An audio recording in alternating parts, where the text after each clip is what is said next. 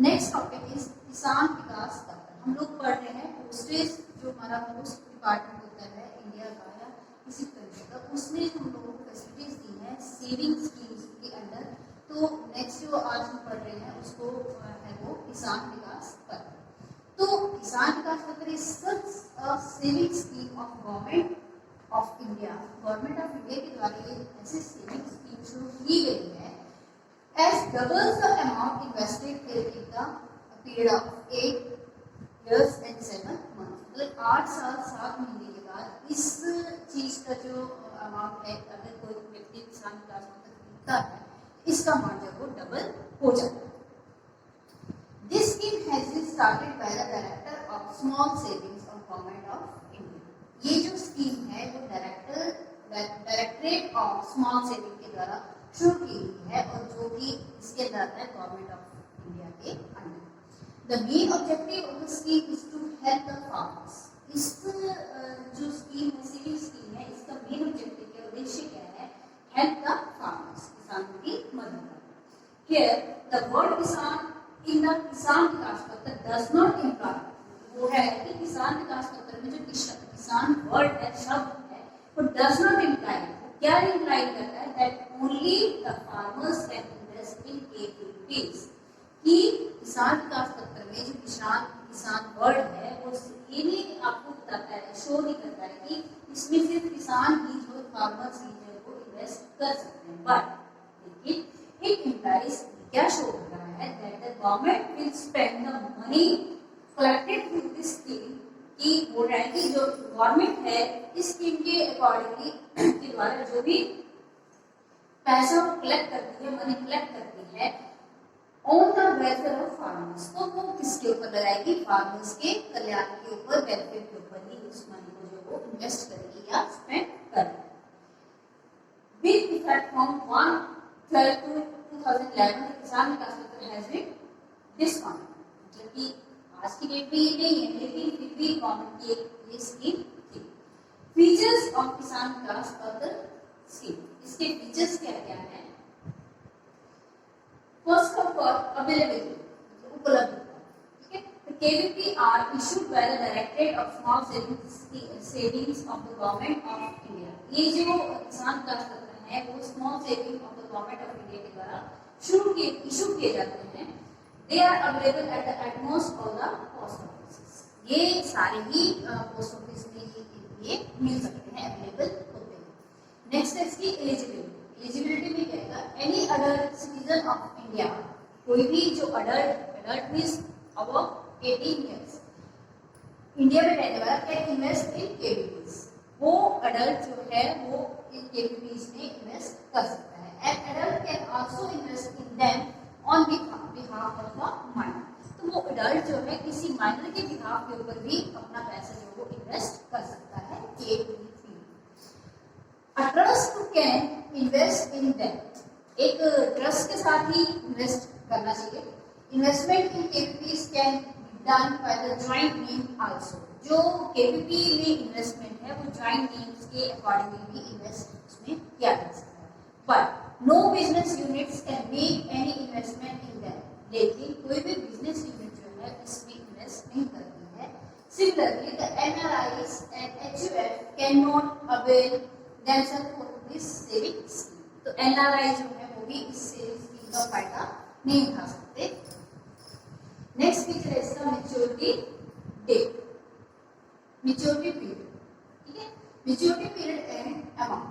The amount invested in KVPs on 1/3/2003 and thereafter shall go double to 8 years and 7 months। मतलब वो रहा है कि 2003 से तक या उससे पहले जो भी किसान विकास पत्र लिए गए हैं तो वो डबल कब होते थे? आपके 8 साल और 7 महीने के बाद। नेक्स्ट है डिपॉजिट लिमिट। डिपॉजिट लिमिट में क्या आएगा इसका? द केवीपीज का the face value of ₹100, 500, 1000, 5000, 10,000 and 50,000 are usually available। तो जो किसान विकास पत्र है बोल रहा है कि 100 रुपए के, 500 के, 1000, 5000, 10,000, इवन 50,000 के भी किसान विकास पत्र जो वो अवेलेबल होते हैं। The minimum amount to be invested in KVP is 100। जो मिनिमम अमाउंट है केवीपी में इन्वेस्ट करने का वो कितना है 100 है, पर there is no limit of maximum amount, लेकिन वहाँ पे कोई भी इसकी मैक्सिमम जो लिमिट है वो फिक्स नहीं की गई है to be invested in that. इसमें इन्वेस्ट करने की कोई भी मैक्सिमम लिमिट है कि ज़्यादा से ज़्यादा कितना पैसा आप इसमें जमा करा सकते हो, किसान का खरीद सकते हो, तो वो कोई भी लिमिट जो इसमें फिक्स नहीं दी। Next, no tax benefit, there is no provision of tax benefit in the income tax act on the investment made on KVPs. इसमें बोल रहा है कि कोई भी ऐसा प्रोविजन नहीं रखा गया है जिसमें आपको इनकम टैक्स जो है वो ये मिले। नेक्स्ट इसका फीचर है नॉमिनेशन फैसिलिटी। नॉमिनेशन फैसिलिटी में क्या आएगा, nomination facility on the investment made in KVP available, तो नॉमिनेशन इसमें की जा सकती है। प्रीमेच्योर इनकैशमेंट, उसमें क्या आएगा, the provision of premature encashment of KVPs is there, मतलब मैच्योरिटी से पहले भी इस पैसे को आप विड्रॉ करवा सकते हो, कैश करवा सकते हो। This facility is available 2 years and half year after the investment made. ये जो फैसिलिटी है आपको 2 and half years, मतलब 2.5 साल के बाद जो आपको ये इन्वेस्टमेंट वापस हो सकती है, लेकिन but with some deduction besides, लेकिन जो पैसा है आपका जो इन्वेस्टमेंट की है आपने उसमें से कुछ आपको डिडक्ट करके या कट के मिलेगा।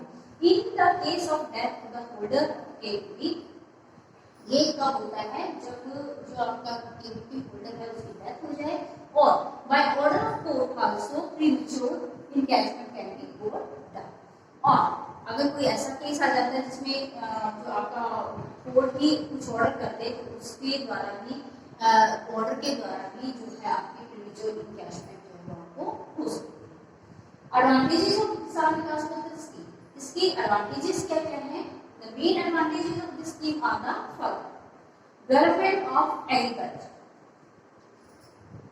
ये जो किसान विकास पत्र है ये किसानों के बेनिफिट के लिए ही इसमें पैसे जो इन्वेस्ट किया जाता है। तो इसके अकॉर्डिंगली डेवलपमेंट ऑफ एग्रीकल्चर, कृषि को विकसित करना।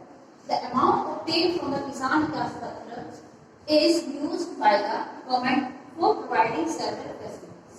मतलब कि जो किसान विकास पत्र के द्वारा गवर्नमेंट को पैसा आता है तो वो क्या करता है, उससे providing several facility to the farmers को, किसानों को जो है उसके द्वारा बहुत सारी फैसिलिटी जो वो देता है।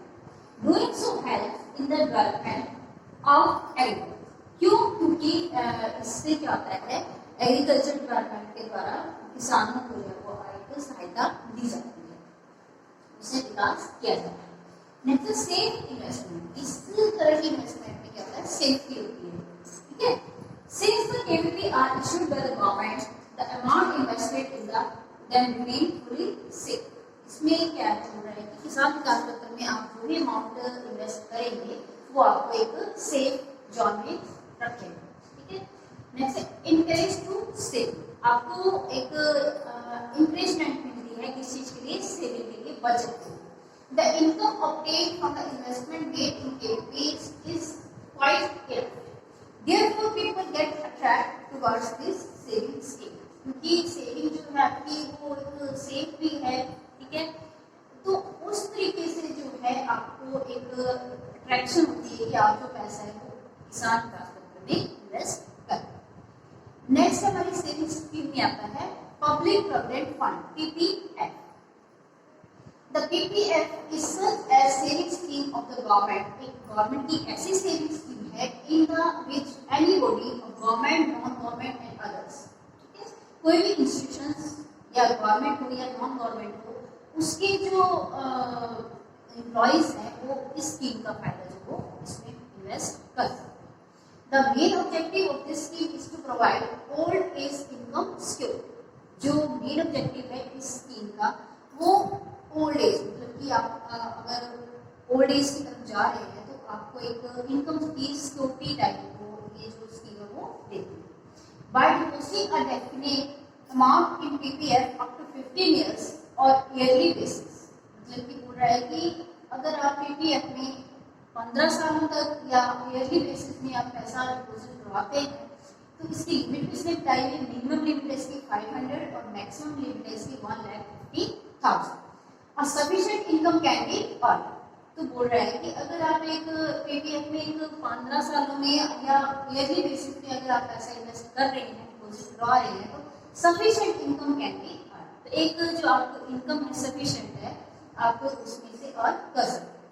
The interest earn on this account is exempted from income tax. तो इस स्कीम के अंदर जो भी आप पैसा रखोगे वो क्या होता है, इनकम टैक्स से जो एग्जेम्प्टेड मीन उसमें आपको कुछ ना कुछ डिस्काउंट मिलता है, छूट मिलती है। नेक्स्ट है features of PPF scheme. Eligibility, सबसे पहला फीचर है इसका, एलिजिबल कौन है। पीपीएफ में हर कोई इन्वेस्ट नहीं कर सकता है, ठीक है। तो PPF account can be opened by everybody, जो कि सैलरीड हो, सेल्फ एम्प्लॉय हो और अदर्स। देखिए एक ऑर्गेनाइजेशन में जो आपको एक काम करना पड़ेगा उसमें। The Hindu undivided family, HUF and NRIs can not, इसमें जो है स्कीम में वो पैसा इन्वेस्ट नहीं कर सकते। नेक्स्ट है minimum and maximum deposit amount. तो मिनिमम अमाउंट कितना रखा है इसने, मिनिमम अमाउंट में बोल रहा है the minimum amount, minimum of 500 and maximum of 1,50,000। Minimum amount इसमें कितना हो सकता है जमा, 500 और मतलब मैक्सिमम अमाउंट कितना होता है 1.5 लाख तक जो है आप इसमें एक साल में पीपीएफ अकाउंट में जमा करवा सकते हैं। This amount can be deposited in lump sum और इन इंस्टॉलमेंट। ये अमाउंट जो लंप सम मींस एक इकट्ठा, जैसे 5 लाख, 10 लाख, 15 लाख, 20 लाख होता है लंप सम, ठीक है। और इंस्टॉलमेंट में आप मंथली भी इसमें पैसा जमा करा सकते हो और इकट्ठा अमाउंट भी इसमें जमा करवा सकते हैं। नेक्स्ट है minimum tenure and it's extension. Minimum tenure में क्या है इसका, the minimum tenure of PPF account is 15 years. इसका जो टेन्योर है पीपीएफ का वो है मिनिमम जो है 50। टेन्योर मतलब कहां तक, कितने सालों तक, लिमिट ऑफ टाइम, तो वो है 15 साल। After this tenure is completed, there is a provision of extension of tenure for a gap of 5 years for unlimited times. इसके बाद भी 15 सालों के बाद भी आपने इसको कंटिन्यू रखना है तो आपको एक्सटेंशन मिलती है 5 सालों की। In case of extension the contribution is not obligatory. तो एक्सटेंशन के केस में जो आपका कंट्रीब्यूशन जो वो ऑब्लिगेटरी नहीं है। फोर्थ फीचर है इसका प्रीमेच्योर विड्रॉल। प्रीमेच्योर विड्रॉल में आएगा generally premature withdrawal from the PPF account is not allowed। मतलब premature एक टाइम लिमिट से पहले जो है मैच्योरिटी से पहले जो आप पैसा नहीं विड्रॉ कर सकते। लेकिन बट इन इमरजेंसी, अगर आपको कोई इमरजेंसी आ जाती है, the facility of withdrawal up to a limit is available. एक लिमिट तक जो है ये फैसिलिटी जो आपको अवेलेबल है। This facility becomes available from the 7th year. ये जो फैसिलिटी है मैच्योरिटी डेट से पहले अगर आपको पैसा लेना है तो कहाँ से शुरू होती है, 7th ईयर, ठीक है। जब आप इसमें पैसा डालना शुरू करते हैं तो उस ईयर से लेकर 7th ईयर तक आप पैसा नहीं विड्रॉल नहीं करवा सकते, लेकिन 7th ईयर के बाद आप उसको प्री मैच्योरिटी जो उसकी विड्रॉल जो आप उसका ले सकते हैं। विड्रॉल्स में be 50% of the balance at the end of the 4th year और 50% of balance at the end of the immediate saving year, whichever is earned. Next है जॉइंट अकाउंट। जॉइंट अकाउंट की फैसिलिटी भी इस scheme में है। PPF account can not be open in joint names. Joint name नहीं इसमें रख सकते पीपीएफ अकाउंट में। और 6th है इसका नॉमिनेशन फैसिलिटी। इसमें the name of the nominee can be added to the PPF account at the time of opening it और thereafter any time. PPF में बोला जब भी आप ये अकाउंट लेते हो, ओपन करवाते हो, तब आप नॉमिनी उसमें नाम उसको किसी का लिख सकते हो और कभी भी thereafter any time open होने के बाद उसके बाद कभी भी आप नॉमिनी का नाम उसमें लिखवा सकते हो। नेक्स्ट है transfer facility. The PPF account can be got transfer from one post office to another post office. एक पोस्ट ऑफिस से दूसरे पोस्ट ऑफिस में पीपीएफ अकाउंट जो आपका वो ट्रांसफर हो सकता है। Next advantages of public provident fund scheme. PPF scheme की एडवांटेजेस क्या है? फर्स्ट ऑफ ऑल है double tax benefit. Double tax benefit मिलता है इसमें। On the amount deposited in the PPF account one gets the double tax benefit. First, पहला कब मिलता है? According to section 80C of income tax act. Income tax act section 80C के accordingly इसको tax free कम मिलता है benefit.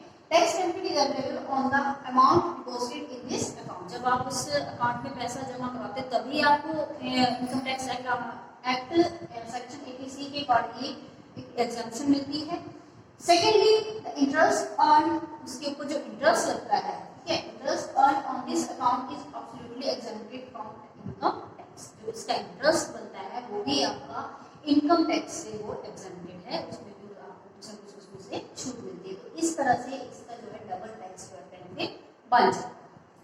Next loan facility, there is a provision of loan facility from the post office against the amount deposited in the PPF account.